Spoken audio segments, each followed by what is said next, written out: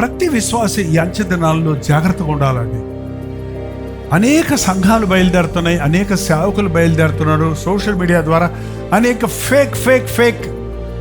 Fake న్యూసెస్తో పాటు Christian news కూడా, క్రీస్తుని గురించిన విషయాలు కూడా ఎవరిష్టానుసారంగా వారు వ్యాఖ్యానాలు చేస్తూ ఇది చెయ్యొచ్చా, అది చెయ్యొచ్చా, ఇది తప్ప, అది తప్ప, ఇలా ఉండొచ్చా, అలా ఉండొచ్చా అని ఎవరి మటుకు వారు ఒక ఒక ఒక ఒక ఒక రూల్స్ తీసుకొస్తున్నారు, ఒక నిర్ణయానికి వచ్చేస్తున్నారు.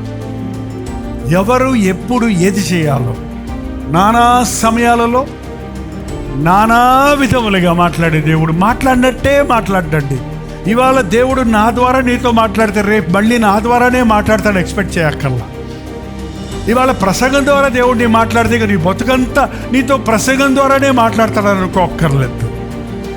ఆయన ఒక్కొక్కసారి దర్శనంతో మాట్లాడతారు, ఒక్కొక్కసారి మెల్లని స్వరంతో మాట్లాడతాడు, ఒకప్పుడు నీ బైబిల్ చదువుకుంటుందని బట్టి మాట్లాడతారు, ఒక్కొక్కసారి నీ పరిస్థితులను బట్టి, నీ చుట్టూ స్థితిగతులను బట్టి దేవుడు నీతోటి మాట్లాడు.